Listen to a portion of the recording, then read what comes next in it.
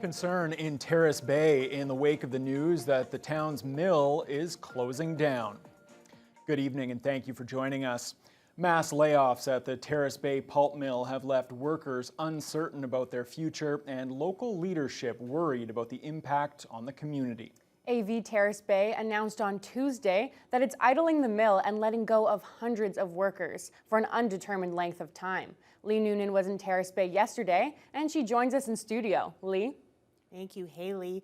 It seems that just about everyone in Terrace Bay is on edge with the news of the mill shutdown, and of course, the mill workers are hit hardest. Most worked their last shift yesterday and are now holding on to hope that this shutdown won't last too long.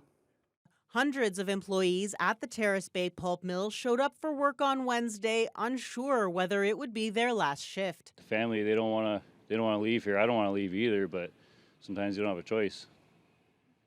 The hardest part will be leaving the kids. I might have to go work somewhere and not be with the kids. That's the hardest pill to swallow for me.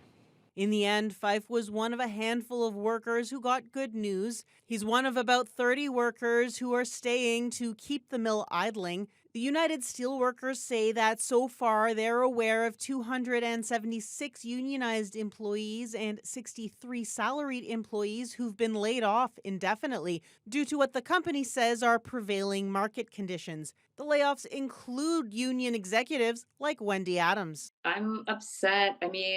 I'm like most of the Northern Ontario families.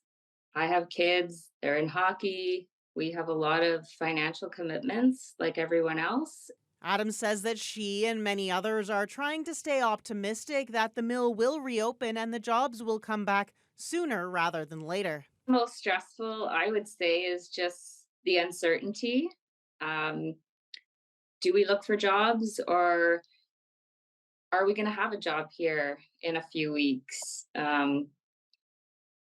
Financial stresses for every family. The mill is by far the biggest employer in Terrace Bay, and Mayor Paul Malashewski says a prolonged shutdown will have a negative impact on every part of the local economy. There's 400 jobs here.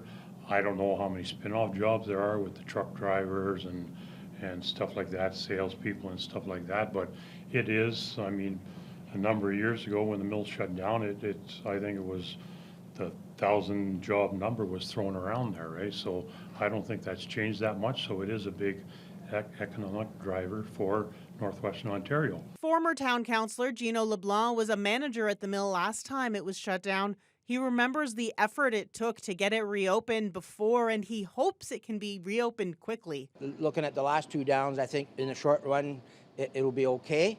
As if it goes beyond, let's say, 3 or 4 months, that's when people are going to start leaving. And that's where we'll see the biggest impact.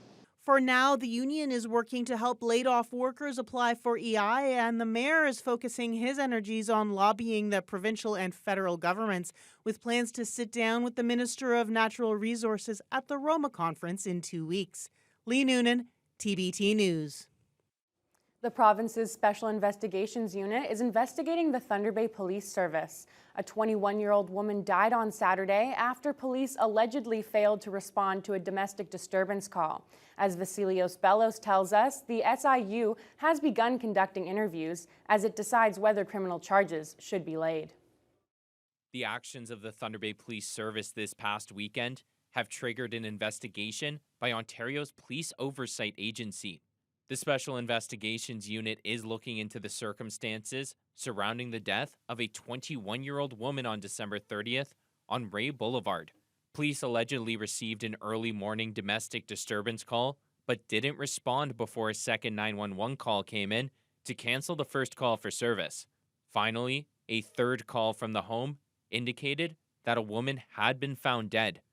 Police did respond at that time and found the 21-year-old's body. 2 SIU investigators and a forensic investigator have now been assigned to the case and are currently conducting interviews with the subject official and other witnesses. The SIU says its focus is on, quote, looking into any criminality involving police. The Thunder Bay Police Service continues its investigation into the death, and a spokesperson says the force can't provide any further information at this time, other than that the service is cooperating with the SIU. Vasilios Bellos, TBT News.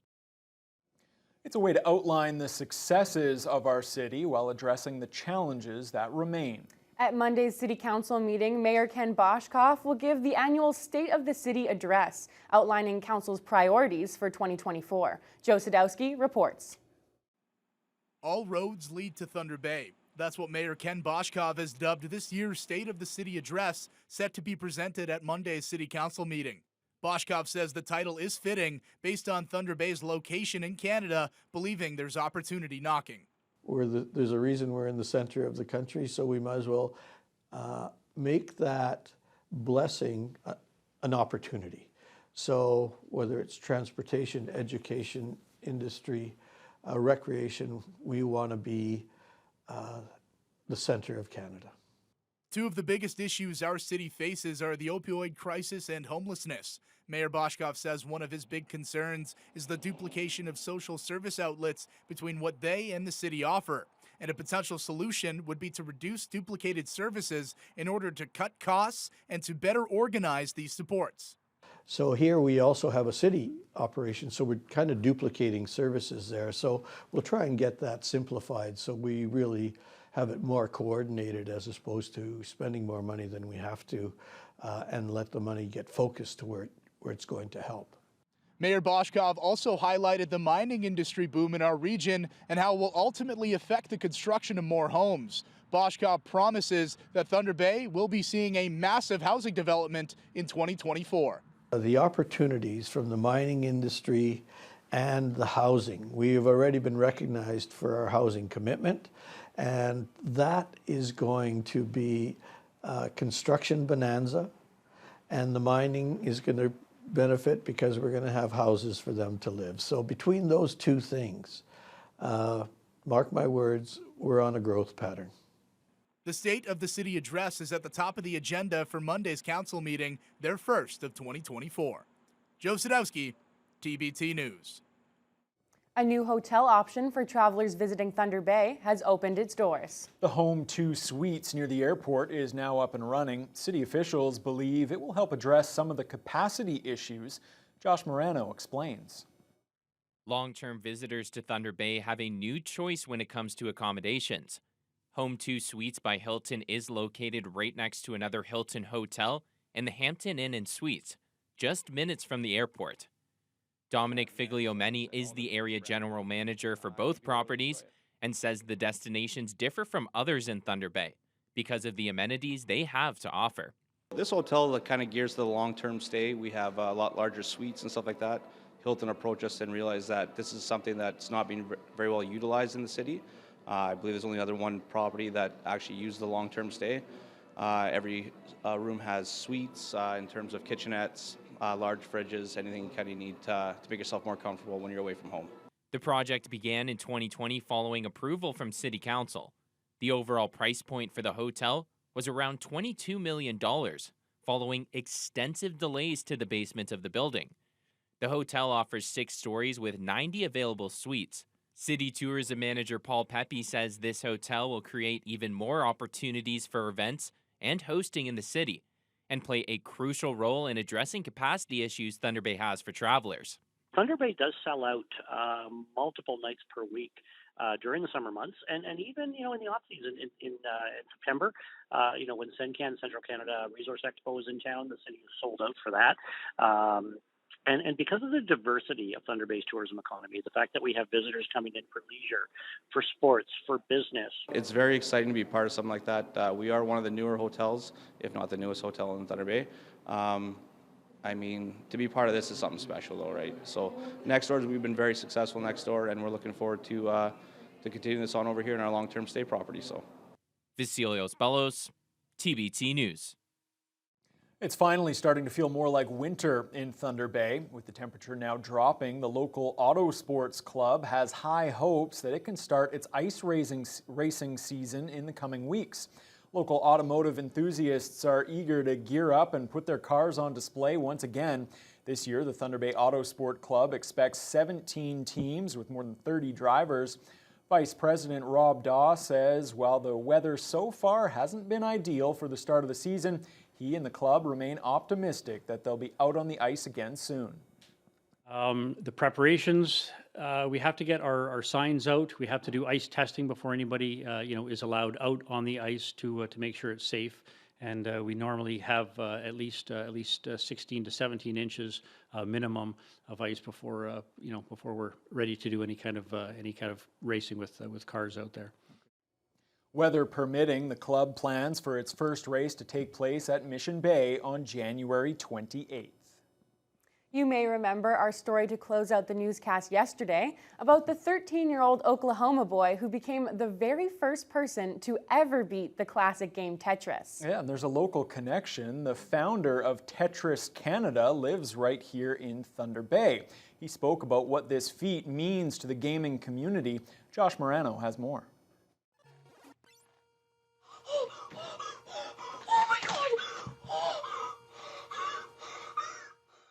Willis Gibson, also known as Blue Scooty on YouTube, posted a video where he reached level 157 on the classic video game Tetris. It only happened after a few months of experience within the game, triggering a kill screen, meaning it no longer had any code to write, ultimately conquering the, quote, unbeatable game. Thunder Bay local Sean Brady, also known as Darth Dreads on Twitch, is the founder of Tetris Canada.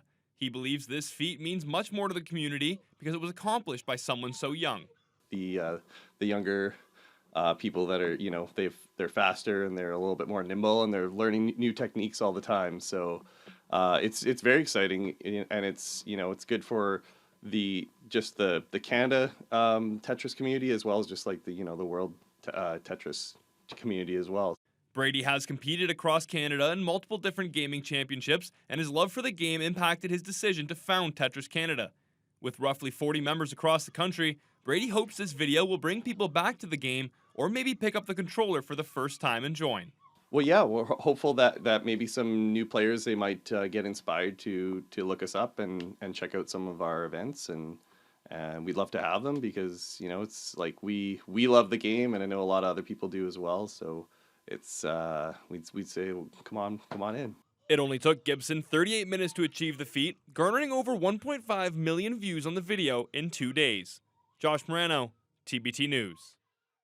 Oh, such a cool story, Haley, and cool that there is some Tetris playing folks right here in Thunder Bay Oh, as absolutely, well. yeah. Well, turning our attention to weather now, Fiona, it's starting to feel like it's a good time to maybe stay indoors and play some of those video games like Tetris because the temperatures have certainly fallen.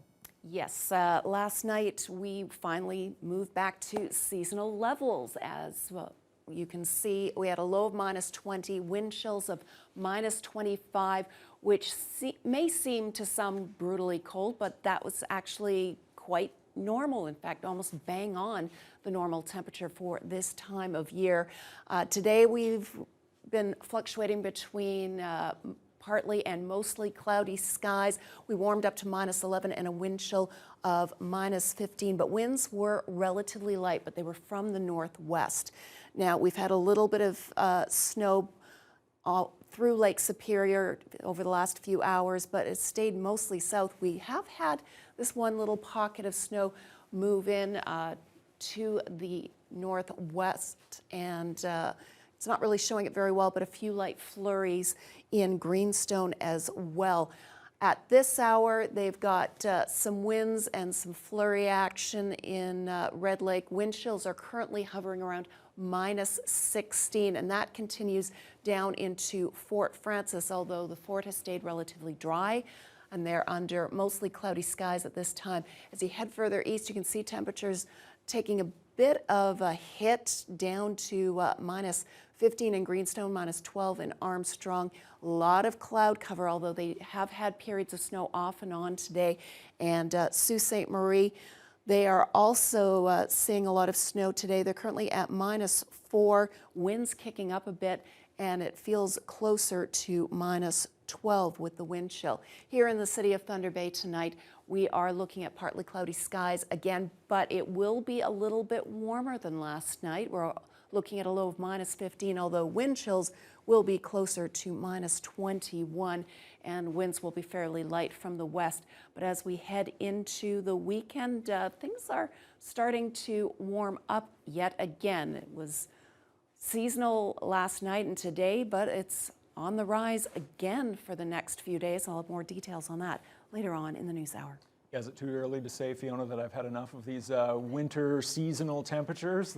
Well, I don't know if I could say it's not too early, but it's not unexpected coming from you. It is absolutely not unexpected. All right, well, thank you very much. Let's turn our attention to national news now. That'll happen after the break. It was an emotional day in London, Ontario. That's because sentencing began for Nathaniel Veltman. He's the man accused of killing 4 members of a Muslim family in 2021. First, though, today and tomorrow, there are dozens of victim impact statements being read. We'll have those details when your Thursday News Hour continues after the break. Incredible moments of solidarity and love from people of all walks of life.